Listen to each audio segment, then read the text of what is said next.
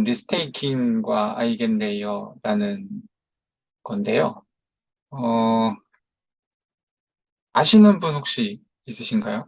리스테이킹과 아이겐레이어에 대해서 알고 있다. 되게 많이 들어봤어요. 어, 이게 이제 사실, 어, 최근에 좀 유행하게 된 약간 그런 개념이에요. 그래서 저도 이제 유행하는 걸 되게 잘 쫓아가는 걸 좋아하다 보니까 하게 됐고, 일단은 여기서부터 얘기가 시작되면은 좀 자연스러울 것 같습니다. 그래서 뭐 우리 이제 해킹 터지면 항상 이제 매체에 많이 나오잖아요.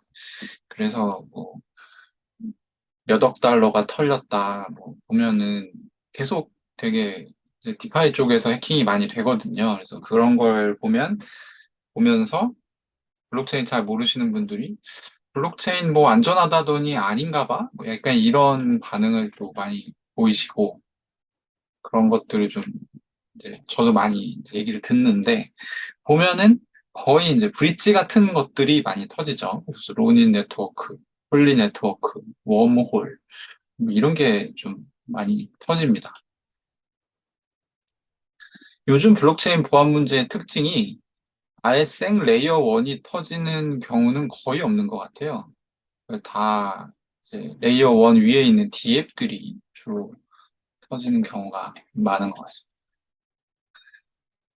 그래서 이제 뭐 좀 깨달음이라면 이더리움처럼 막강한 네트워크 보안을 갖춰놔도 디앱이 터지면 답이 없다.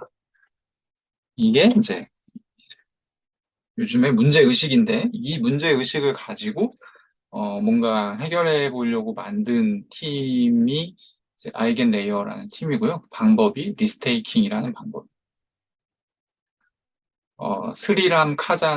스리람 카난이라는 이제 이 미국의 시애틀의 워싱턴 대학교라는 게 있나 봐요. 거기서 이제 전기 엔지니어링을 가르치는 교수인데 이 양반이 이제 고안을 해냈습니다. 그래서 이 알겐 레이어 팀이 한 지금 8명 정도 있는 걸로 알고 있는데 어, 그렇게 팀을 구성해서 이제 지금 작업을 했고요. 발상은 이렇습니다. 이더리움 레이어 1 본체 자체가 굉장히 보안력이 좋으니까 거기에 이제 그 스테이킹된 보안력을 그대로 접어가지고 디앱에다가 갖다 붙이면 어떨까라는 것이 이 사람들이 이제 고안해낸 그런 방법이고요. 네, 그려보면 대충 뭐 이렇습니다. 여기서 AVS라고 하는 것은 어, 약자를 까먹었네요.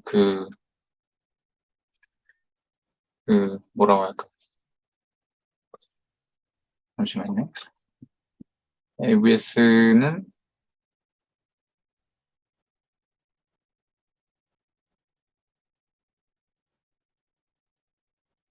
어, 액티브 액티블리 밸리데이티드 서비스입니다. 그래서 그냥 밸리데이터 역할을 하는 그런 서비스라고 보면 될 것 같고요.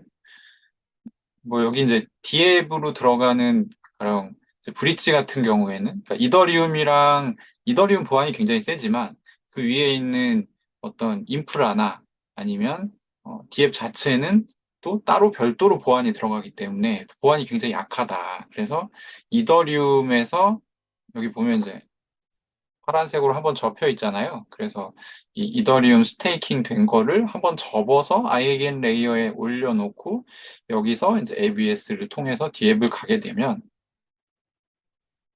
어떤 효과가 있냐면 가령 이더리움 위에 물려 있는 그 스테이킹이 뭐 10빌리언이다. 그리고 ABS1, ABS2, ABS3 각각 1빌리언씩의 뭔가 스테이킹이 돼 있다라고 하면 이 이더리움에서는 어떤 보안력이 이제 10빌리언이지만 이 디앱의 보안은 사실 제일 낮은 숫자라는 거죠. 1빌리언이라는 거예요. 그래서 이게 똑같이 111이 있어도 얘를 접어서 갖다 놓고 111을 쓰게 되면 13빌리언이라는 보안 효과를 얻을 수 있다는 거죠. 간단하게 얘기하면 이런 게 이제 아이겐 레이어라고 보시면 될 것 같고 리스테이킹의 개념이고 이걸 이제 고안해낸 팀이 아이겐 레이어가 되겠습니다. 로고는 이렇게 생겼고요. 이렇게 종이접기 하듯이. 장점은 이더리움 스테이커들이 보상을 이중으로 받을 수 있게 됩니다. 이더리움에서 한 번 받고 요즘 한 4% 정도 받을 텐데 그거를 접어서 뭐 딥에다 붙이든 아니면 뭐 어디다 갖다 붙이든 거기서 그 보상을 주겠죠. 이 스테이킹에 대한 보상을. 그렇게 하면 이제 이더리움 원래 보상에 그걸 더해서 두 배로 받을 수 있는 거죠. 그리고 또 하나는 이더리움 D앱들이 자체 보안을 구축하지 않아도 된다. 그러니까 사실 이제 최근에 이더리움이 물론 좋은 체인이지만 사실 이게 굉장히 실제로 뭔가 사업을 하려다 보면 큰 문제였고 이더리움을 떠나서 뭐 코스모스라든지 이런 데로 가는 팀들의 이제 주요 이유 중에 하나가 이거예요. 그래서 코스모스는 가면 밸리데이터들이 또 그 새로 만들어 놓은 앱에 또 밸리데이트를 해주거든요. 그래서 이제 좀 보안 문제가 자연스럽게 해결되는 좀 측면이 있는데 그런 문제들. 그리고 또 하나는 뭐 이거는 약간 얻어 걸린 것 같긴 한데 이더리움 POS의 검열 문제를 아이겐 레이어와 리스테이킹이라는 방법으로 조금 해결해 볼 수 있습니다. 장점은 이렇고요.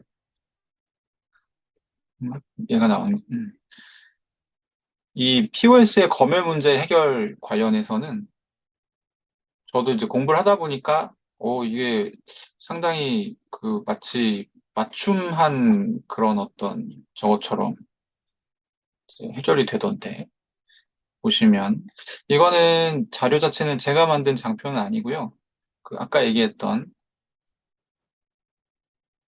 뭐야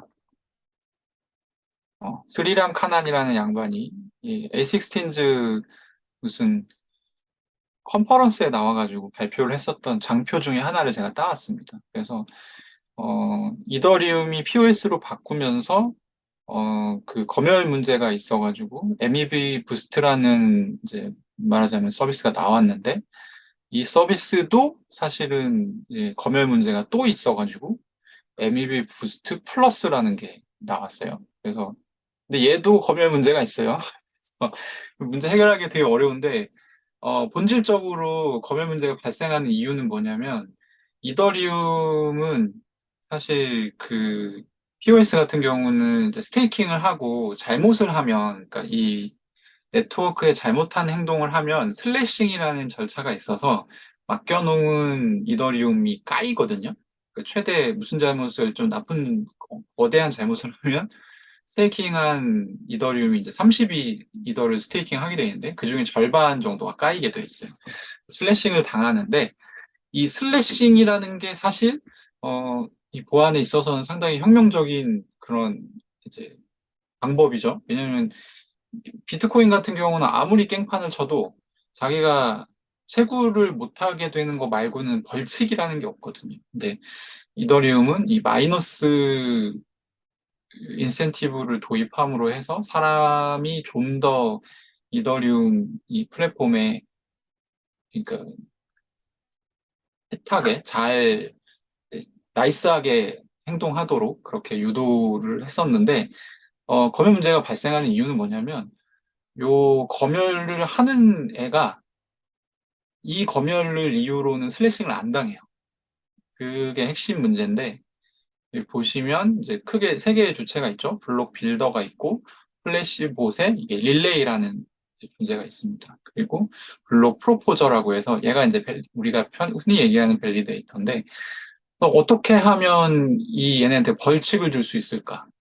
그래서 아이겐 레이어를 이 얘가 도입을 하게끔 하면 된다.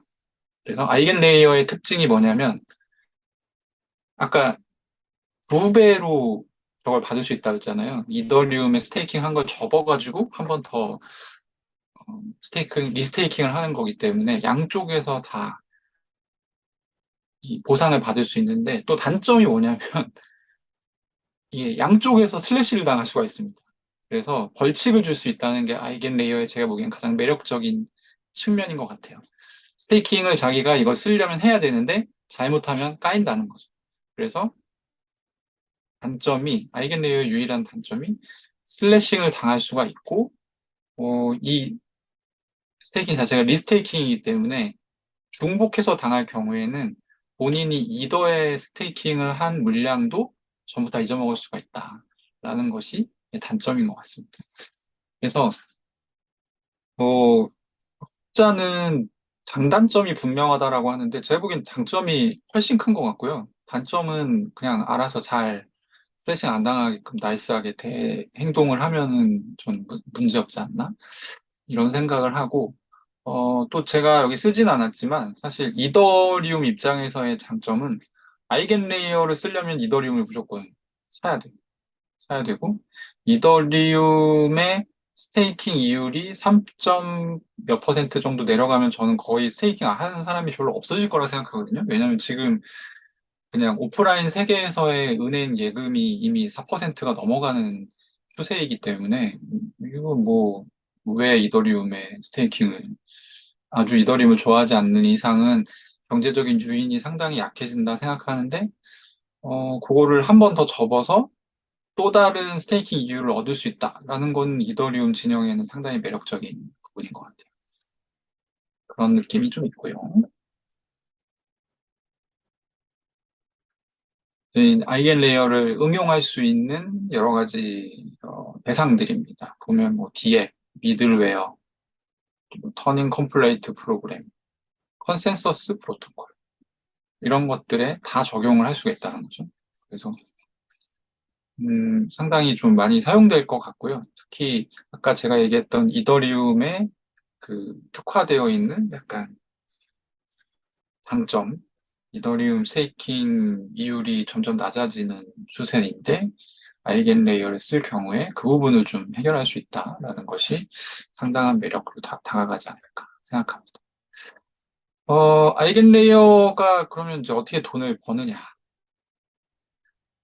일단 데이터 가용성 레이어라고 해서 그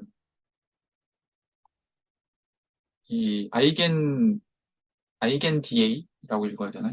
어떻게 읽는지 모르겠네요. 아이겐 DA라고 하는 독자적인 이더리움 그 데이터 가용성 레이어를 출시할 예정이고요. 이 데이터 가용성 레이어가 뭐냐면 쉽게 얘기하면 우리가 이제 블록체인이니까 여러 개의 검증 밸리데이터가 있고 각각 이제 블록 검증을 해야 되잖아요. 근데 이게 요즘에는 블록체인 많이 사용하니까 이 블록의 크기가 크면 클수록 또 풀로드가 커지면 커질수록 이걸 검증하기가 되게 쉽지 않거든요. 그래서 이거를 검증을 잘 하게끔 이렇게 찾아서 붙여주는 기술을 데이터 가용성 기술이라고 하는데, 그 중에, 음, 그 이더리움이 지금 여러 가지, 이더리움은 이제 블록 크기가 되게 작지만 어쨌든 오래돼서 블록체인 크기 자체는 큰데, 그래서 이제 노드를 구분하죠. 이 풀로드하고 라이트 노드를 나눠서 쓰는데, 그러면 이제 이 블록이 제대로 된 블록인지 아닌지 검증을 빨리빨리 할 수 있는 방법 중에 하나가 뭐냐면 데이터 어베일리티 샘플링이라고 해서 그러니까 무작위로 몇 개를 뽑아요. 데이터 중에. 그래서 그거를 이제 검증하는 거거든요. 그게 이제 DAAS라는 방법인데 그 방법을 활용합니다. 그래서 종국적으로는 이더리움의 데이터 처리 속도를 15메가, 1초에 15메가 정도 진짜 아마 2.0 이전에 저게 0.07 메가바이트, 그냥 80바이트 정도 됐었던 것 같아요. 그리고 이더리움 2.0 샤딩이 됐을 때 1.3 메가바이트 1초에 그렇게 되는데 아이겐레이어의 DA는 막 이제 그 이론적인 수치겠죠. 15메가니까 그럼 엄청 빠른 거죠. 그래서 블록 크기가 커지게 되면 사실 더 많은 거래가 담기는 물론 크기 자체가 커지는 건 아닌데 처리 속도가 이렇게 빨라지게 되면 더 많은 거래가 담기는 효과가 나타날 수 있고 특히 이제 레이어 2 같은 경우에 원활하게 사용할 수 있게 되는 그런 효과가 있을 것 같습니다. 그래서 이런 것들로 돈을 벌려고 하는 것 같고요. 두 번째로는 아이겐 레이어를 이제 프로토콜로 출시해서 사용 수수료를 네이티브 토큰으로 결제하도록 하는 방식 그리고 플러스 아이겐레이어 그 오리지널 지갑 같은 걸 만들려고 하는 것 같아요. 얼마 전에 아이겐레이어 팀이 이제 백서를 발표했는데 그 백서 안에 있는 내용들입니다. 요거는. 근데 요거 말고도 돈을 벌려고 마음을 먹으면 여러 가지 응용해 볼 수 있는 것들이 많을 것 같고요. 요거는 올해 2월 초에 그 더블록에 난 기사인데, 어, 시리즈 A에서 이미 5천만 달러 레이징이 됐다라는 내용입니다. 그래서, 어쨌든 관심을 좀 가지고 지켜보면 좋을 프로젝트인 것 같습니다. 이상입니다.